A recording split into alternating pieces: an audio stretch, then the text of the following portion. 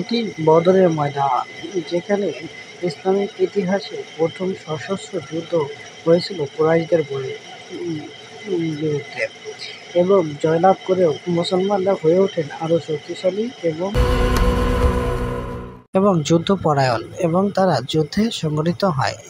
Hello viewers, আসসালামু আলাইকুম। আজকে আমি আপনাদেরকে দেখানোর চেষ্টা করব বদরের ময়দান। হ্যাঁ বন্ধুরা, এটি ইসলামিক ইতিহাসের প্রথম যুদ্ধ, যেখানে মুসলমানরা 313 জন সৈন্য নিয়ে এবং কুরাইশরা 1000 সৈন্য নিয়ে মুসলমানদের কাছে পরাজিত হয়েছিল।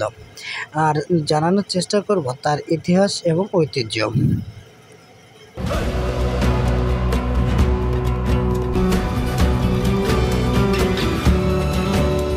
বদরের ময়দান হলো সৌদি আরবের মদিনা প্রাঙ্গণের একটি স্থান। 624 খ্রিস্টাব্দে ঐতিহাসিক বদরের যুদ্ধ সংঘটিত হয়। এটি মদিনা শহর থেকে প্রায় 130 কিলোমিটার অথবা 80 মাইল দূরে অবস্থিত।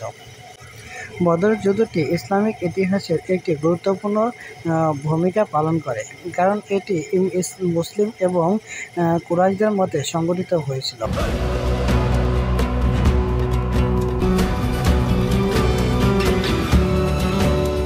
ডান পাশে নির্মিত এটি নতুন সরু পথ, আর বাম পাশে রয়েছে যে পথটি, এটি প্রিয় নবী হযরত মুহাম্মদ সাল্লাল্লাহু আলাইহি ওয়াসাল্লাম হেঁটেছিলেন এবং তার পাশেই রয়েছে এই যে একটি কূপ। যুদ্ধ থেকে ফেরার সময় মুসলিম বাহিনীরা মুসলিম বাহিনীরা তারা পানির তেষ্টায় খুব তৃষ্ণার্ত ছিলেন এবং তখনই পাশে যে কূপটি ছিল, এই কূপটির ভিতরেই পানি পান করে এক পর্যায়ে তারা দেখে পানিটি ছিল একটি বিষাক্ত। মহানবী সাল্লাল্লাহু আলাইহি ওয়াসাল্লাম টের পাওয়ার সাথে সাথে তার থুতু মোবারক এখানে ফেলে দেন এবং তার কিছুক্ষণ মুহূর্তেই এই পানিটি বিষাক্ত মুক্ত হয়ে যান। বর্তমানে এর পানিটির রক্ষতার কারণে এবং কিছু সমস্যার কারণে এর চারপাশে নির্মাণ করা হচ্ছে নতুন ভবন এবং এর পানি যাতে মানুষ পান করতে পারে সেজন্যই একে পাম্পের মাধ্যমে তুলে দেওয়া হয়েছে এখান দিয়ে। এখানে মানুষ পান খেতে পাচ্ছেন এবং অজু বা যদি কিছু করতে চায়, যেমন অজু বা মুখ ধুতে চায়, সেটা এখান থেকে করতে পারে।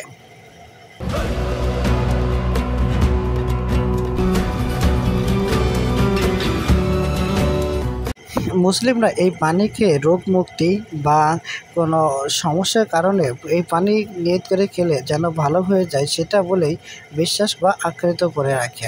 এখানে পানি রোগ মুক্তি বা অন্য কোনো কিছুর আশায় যদি কেউ খেয়ে থাকে সেটা মুক্তি পাওয়া যায়, সেই কথাই বলে রাখছেন। খেয়েও যাচ্ছেন এবং নিয়েও যাচ্ছেন। দেখুন এখানে বোতল রয়েছে, বড় ছোট এবং মেজো ধরনের অনেক পদের বোতল রয়েছে, যে বোতলের ভিতরে ভরে আপনিও আপনার বাড়িতে বা পানি ভরে বা পানি খেতে পারবেন। ধন্যবাদ সকলকে।